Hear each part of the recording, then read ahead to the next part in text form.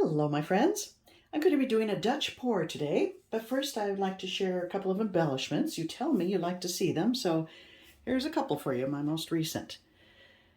I didn't record either of these backgrounds because they were what I would consider failed pours, but oftentimes failed pours make the best backgrounds because they don't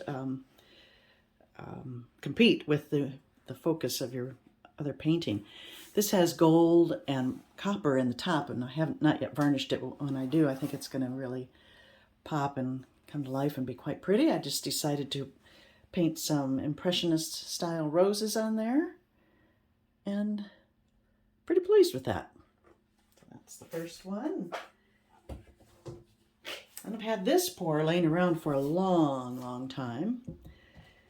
I liked areas of it very much, but there was a lot of areas where the paint just kind of broke apart and I didn't care for it. So I decided to do something with it, and this is what I came up with. I just really, it's quite simple. I just outlined the horse and then slapped some paint on the background here and spritzed it with water to get this kind of effect so that some of the colors of the pour came through, and that helps marry it with the subject matter there. And like down here, this was so pretty. I don't know how I did that. I think it was maybe Rain-X that spritzed on there, made this lovely lacing. And all I really did was paint a realistic eye.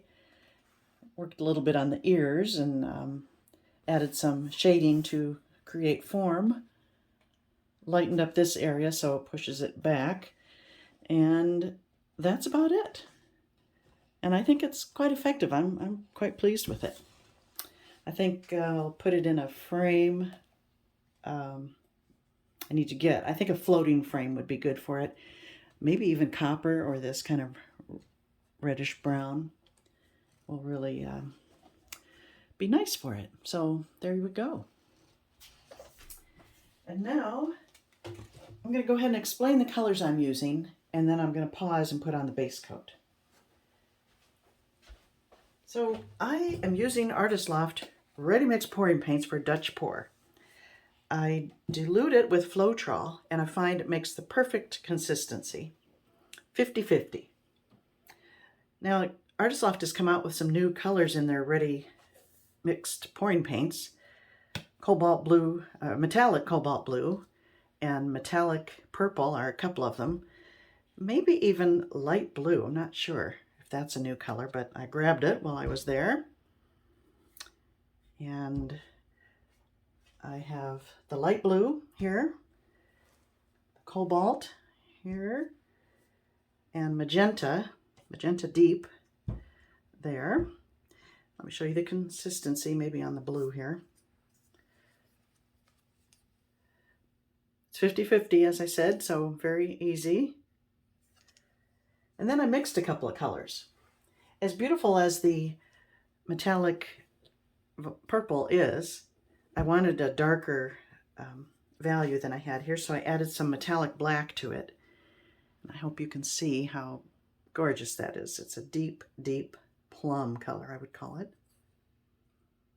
I'm happy with that. And then I took some aqua green and added, and it's very pretty, but I needed a lighter value. So I added some metallic white to it and came up with this lovely, now it's kind of a pearl aqua. It's a beautiful color. Don't be afraid to mix and match. I find oftentimes adding metallic black to any of these colors does some magical things. So I think this could be quite pretty. My background's just going to be white, and I mixed that as well, 50-50 with Floetrol. But I'm doing that off camera so I can scrape up the drippings and save them in case I need them for touch-ups, or just to scrape together with all the drippings and make a beautiful new color for another painting. So let me pause here and I shall return. Okay, got my base coat down. This is a 16 by 20, and I mixed about 18 ounces, which was more than enough. And then I was able to scrape up a good 6 or 7 ounces of drippings. So Here we go. I'm going to start with the dark, which is kind of serves as a bit of a base to hold. I don't know why I do. It's just what I've got used to doing. Start with dark, kind of work my way up to the light, and then I'll go back in with a little dark so it's not lost. And here we go with the purple that I darkened. I'm going to do kind of a three-prong thing. Maybe going here and there. There we go. Don't forget to put a little curve in it. It's always nice.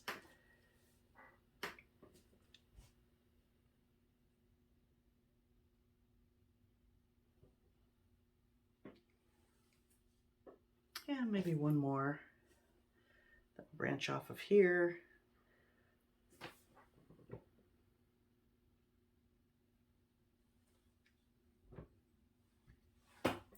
So I've got all four sides connected. And here we go with the beautiful metallic blue, cobalt blue.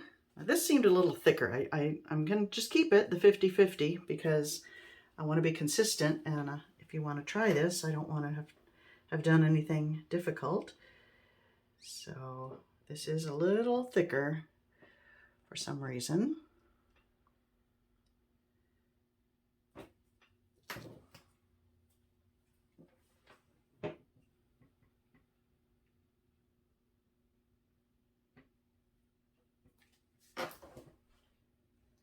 And I'm moving on to the Magenta Deep.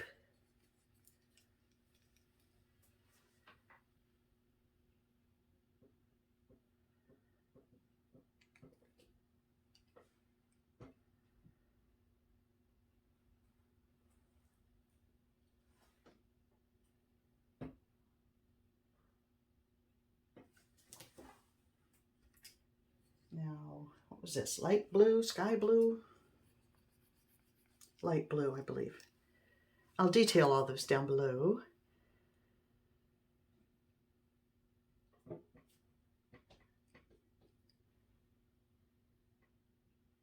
As always, I always put my full recipe and exact colors I use down below in the description box.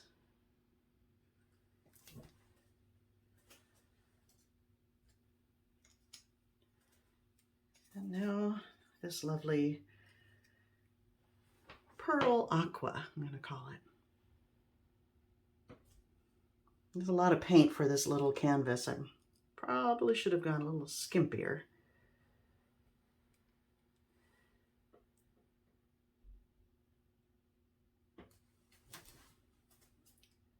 But I still want to add a little bit of the dark on top here. So I'll try to make it skinny. And here we go.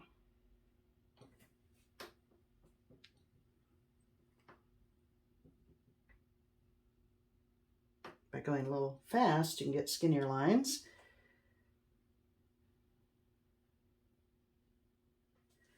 Okay.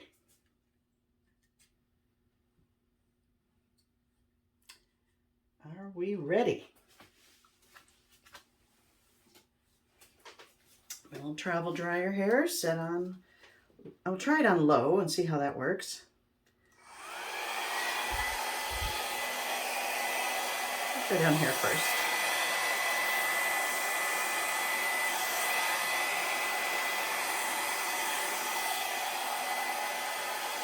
I think it's moving it around well enough.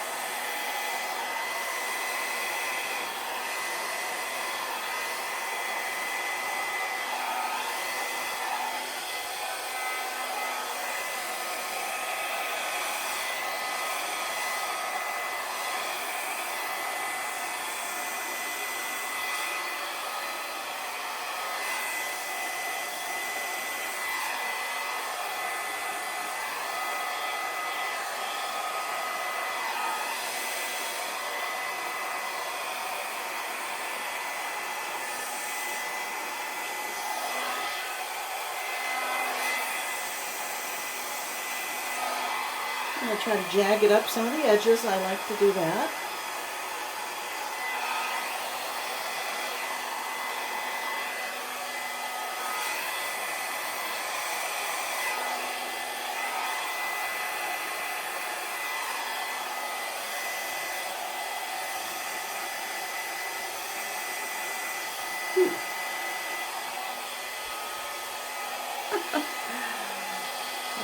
Okay.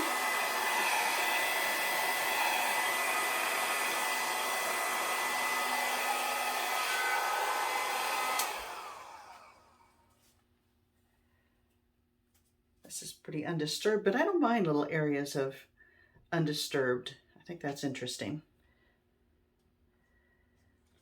This is the only part I'm not liking right there, that little blowout. This is where I'm going to fix it with rid of some of the scrapings. So I'm going to scrape that off. My palette knife. And just pour over that some of the white that I scraped up.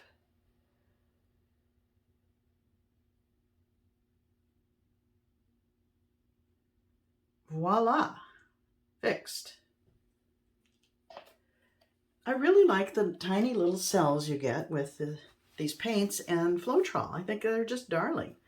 I don't care for big cells on a Dutch pour. Or I just don't.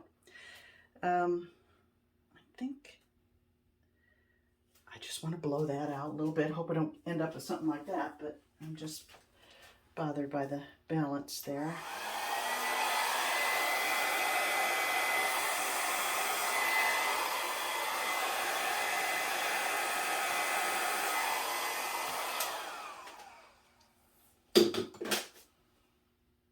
Okay, that's better, I think. All right, my friends, let me bring you in for a closer look. If you're having trouble with Dutch pours, oh, look at that. I spilled over here in this corner. Well, I can easily fix that. If you're having trouble with Dutch pours, give this a try. You know, it's quite simple, as you can see. Look at those charming little cells, and they won't change. They won't grow much, maybe a little bit, but not all that noticeably. I think they're really pretty with a lovely little lacing, and these colors are beautiful. Yeah.